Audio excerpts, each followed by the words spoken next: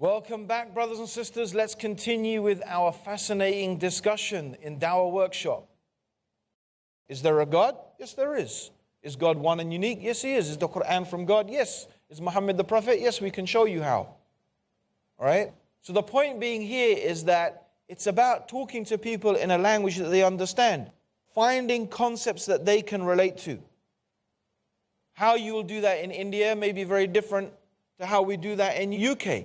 So that's what you find is that some people, not everyone, but some people in UK find that they can relate to me because I speak their language. I relate to them in the concepts that they can understand because my background is like their background. So that's the advantage of a revert. They're plugged into that culture. So they know the language of their people. Right? Whereas if you're brought up in a Muslim family, there are many things that are so normal for you. Right? I give you another example. I was brought up around dogs. As a child, I was brought up around, that's just how we had dogs, and the English people love their dogs, most of them, right? They treat dogs like children, right? You're brought up amongst dogs. So when I was a kid, we had a dog. We took the dog for the walk. We loved the dog. Just like a member of the family, right? When it dies, we cry. Yeah? So when a Muslim comes into a family and they have dogs, and so, it's like, how easy is dawah going to be then? You find this is the problem, right? It's like straight away you've created this barrier. Like, what's wrong with that person? Oh, they don't like dogs? Who cannot like dogs? Right? Do you understand? So, I may know that a dog, I may feel that it's unclean, or anyway, I'm not going to get into the fiqh of that, but let's just say that something about the dog is unclean and you don't feel comfortable around it. But you know what? I'm used to that. I will stroke the dog. I say, okay, if I have to wash my hands, I have to wash my hands. But the point being here is, right, I don't want to create a barrier between me and that person, right? And they'll say, okay, he's chilled, he's comfortable, and it goes back. Do you remember what we said right in the beginning about Aisha? The Prophet did not say to the people, stop drinking alcohol, because they would have said, we'll never stop drinking alcohol. And he didn't say to them, stop fornicating, because they would have said, we will never stop fornicating. So what did he concentrate? He concentrated on the basics, the essence. What is really, really important? If you can get that right, everything else is going to change. Right? But in order to be able to focus on that, it helps that you're from the people. You've experienced what they've experienced. Right? Their habits were your habits. So this is why the cherry on the cake really, and very important as a mentor, is that you encourage the new Muslim to get involved in dawah. But here, again, of course, we want to have some guidelines. And again, it goes back to what we were talking about, starting with the family. But even in respect to them giving dawah to their family, we need to give them some precautionary warnings. This is another thing I advise all of you as mentors, because I believe that everyone who is involved in dawah also needs to be a mentor. You have to be. Because as we've agreed pretty much here, that you take primary responsibility for the person you've given shahada to. So this mentoring here is not an option. Just by the way, as dawah is not actually an option. So you have to be a da'i if you're a Muslim.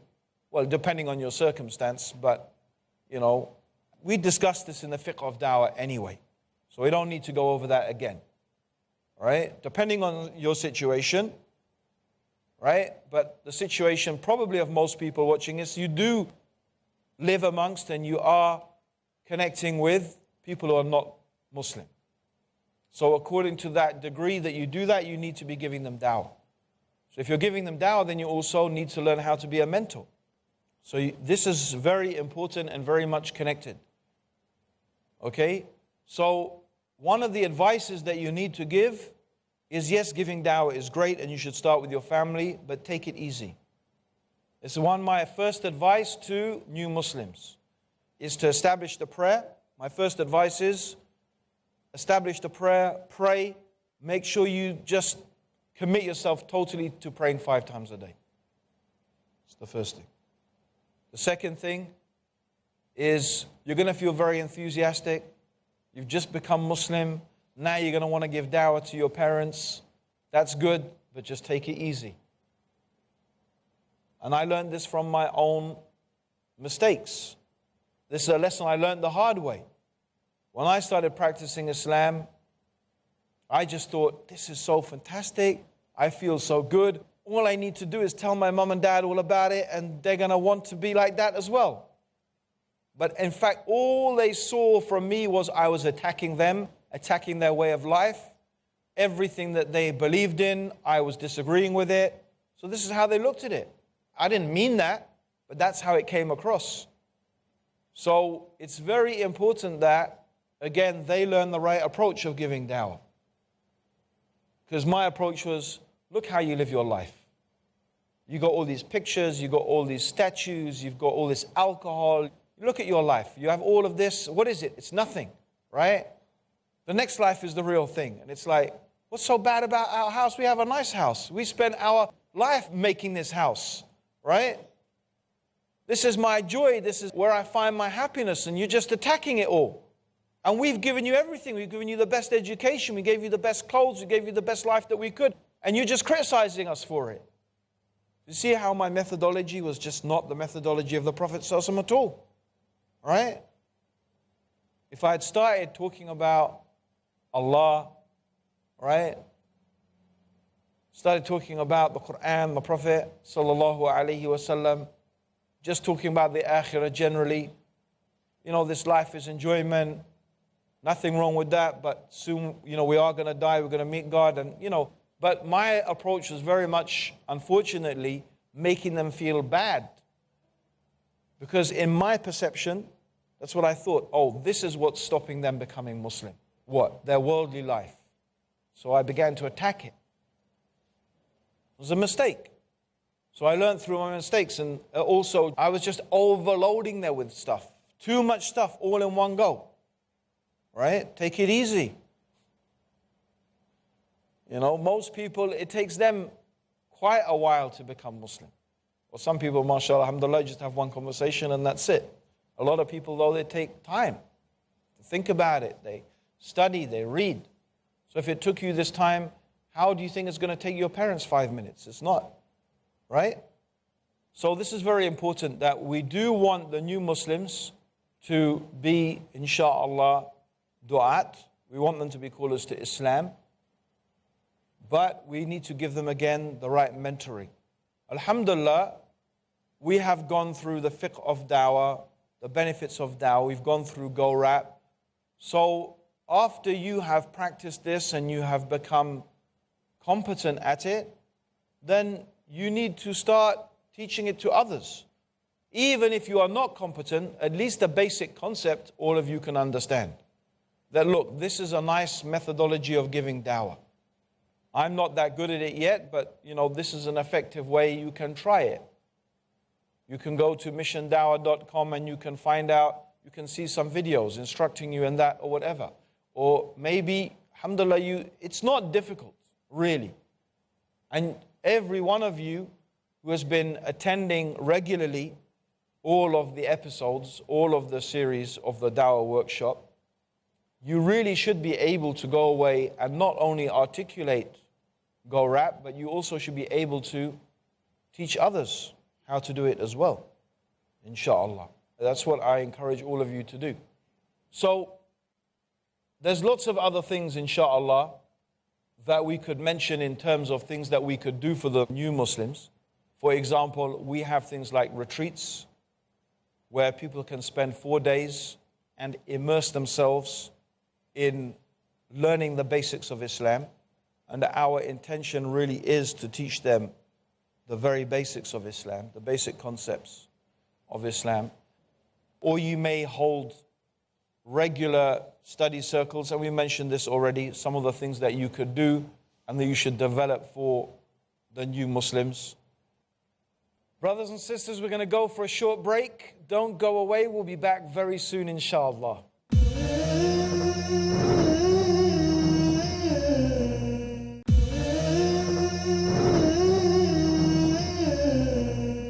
Welcome back, brothers and sisters, to our Dawah workshop.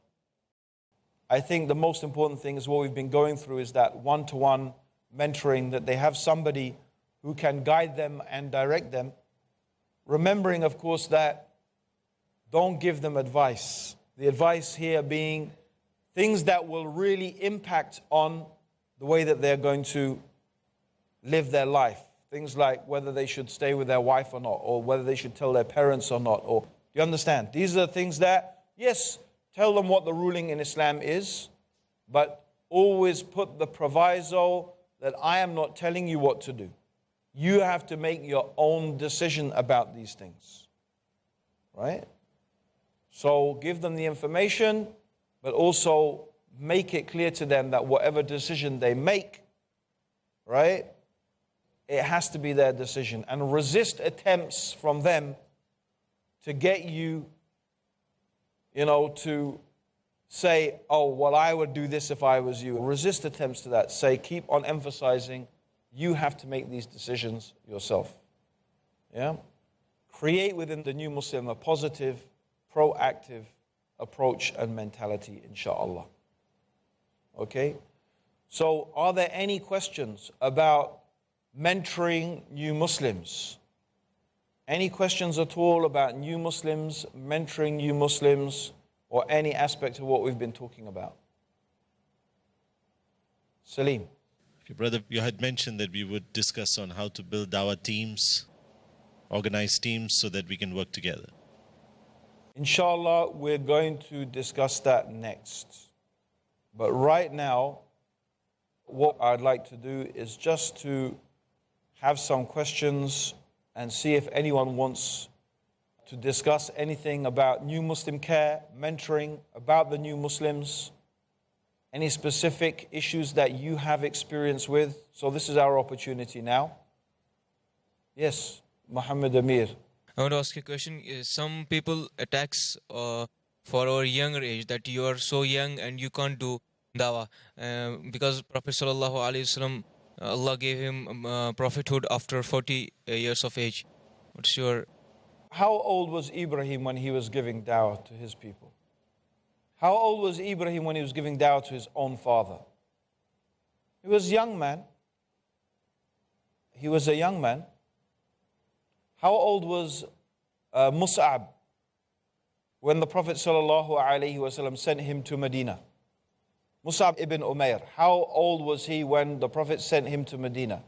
Actually, if I think about Mus'ab, he's really, subhanAllah, almost responsible for the spread of Islam. One guy. Think about it. I mean, apart from the Prophet ﷺ.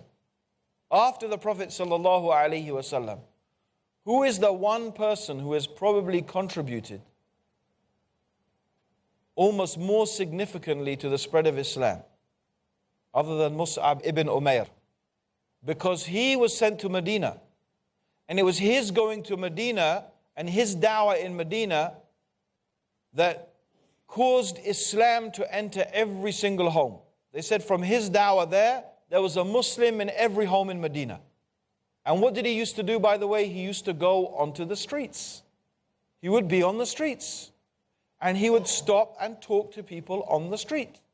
This is how he was.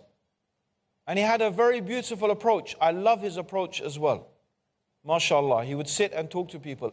Or he would stand and talk to people. And there's one incident when one of the senior leaders was listening and watching from a bit of a distance. And so Mus'ab calls him. But he's very reluctant. He doesn't want to listen. He doesn't want to engage. You know, leaders can easily have this type of arrogant, proud attitude. But Mus'ab has this approach. He said, look, why don't you just listen to what I have to say? Because if you like it, you can accept it. If you don't like it, leave it.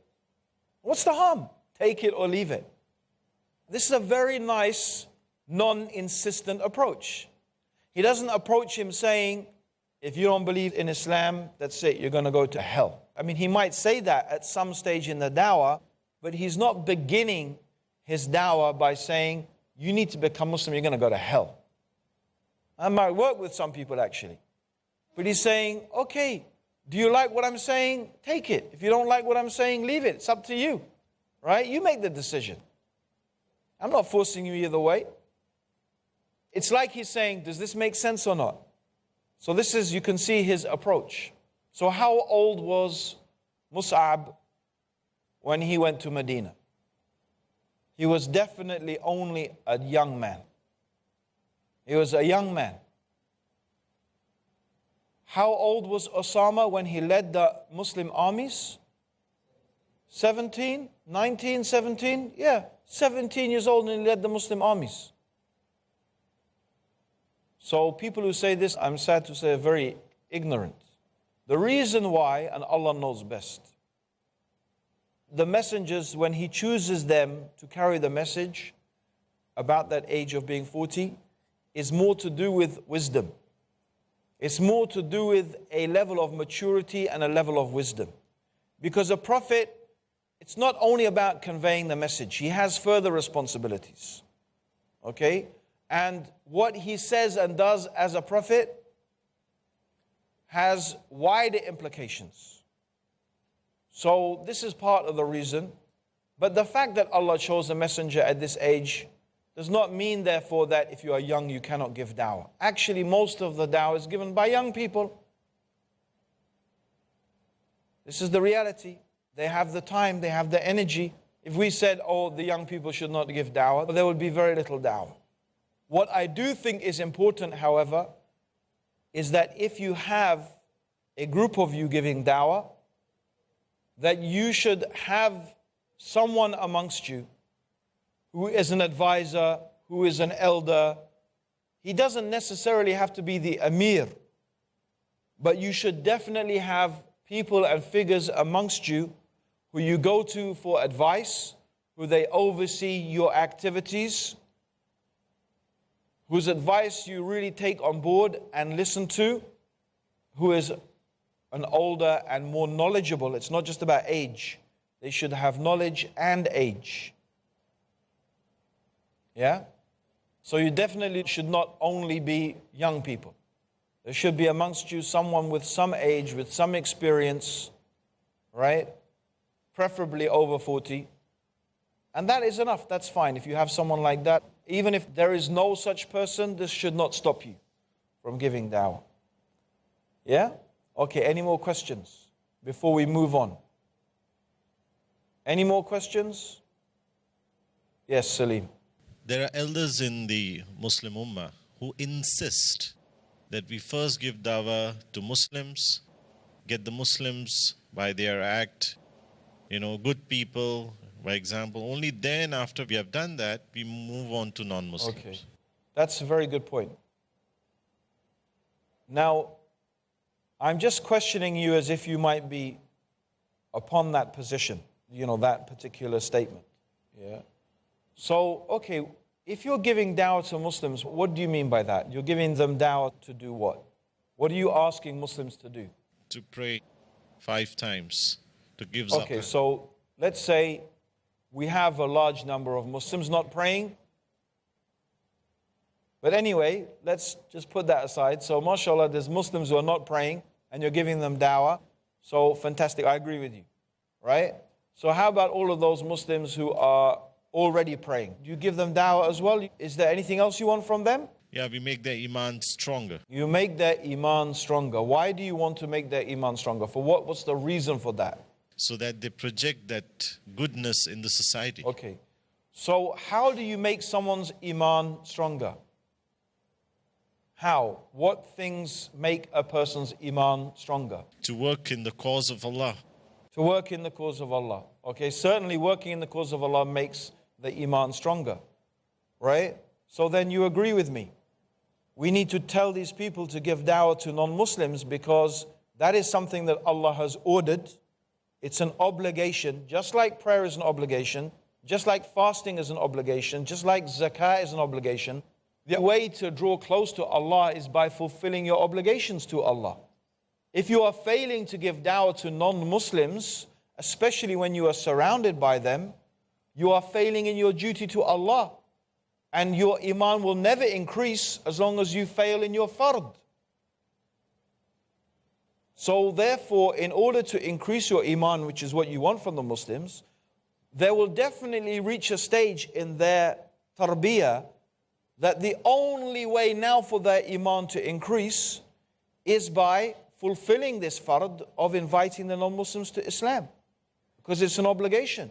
Well, let's first invite the Muslims who are away from the mosque. But you won't, because if you're not telling the Muslims to give dawah to the non-Muslims, you're not inviting the Muslims, you're failing. You're failing to tell them to fulfill their fard. Right? It's like saying, for example, right, I will tell you to pray and make hajj, but I will not tell you to give zakah and fast Ramadan. Right? Isn't there something missing? If I tell you to pray 5 times a day, and I tell you to make hajj, but I don't tell you and guide you and instruct you to pay zakah and fast Ramadan, isn't there something missing in my tarbiyah? Yes or no? Right. It's the same thing. If you are not teaching Muslims, and I mean here, especially Muslims who are living amongst non-Muslims, if you are not teaching them to give dawah to non-Muslims, you are failing to teach them the fard, their obligation. You're failing. They're missing an obligation. So therefore, you're not really giving them proper tarbiyah. So the point being here is, part of the tarbiyah, part of the way that the iman of the Muslim will increase is by fulfilling the obligation of giving non-Muslims dawah. Right? And that has a time and it has a place. Just as jihad. Right? When the time for jihad comes, for example, your city is being attacked, like Medina was attacked, right? And the armies were coming to fight the Muslims in the Battle of Uhud.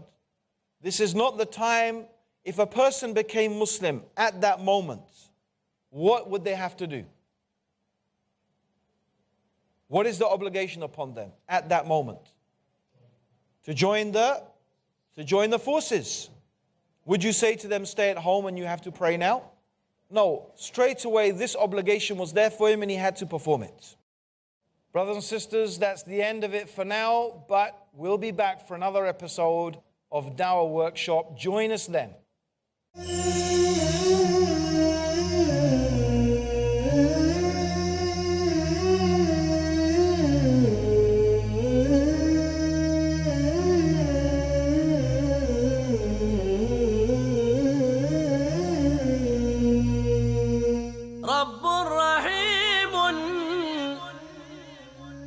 مشفق متعطف لا ينتهي بالحصر ما أعطاه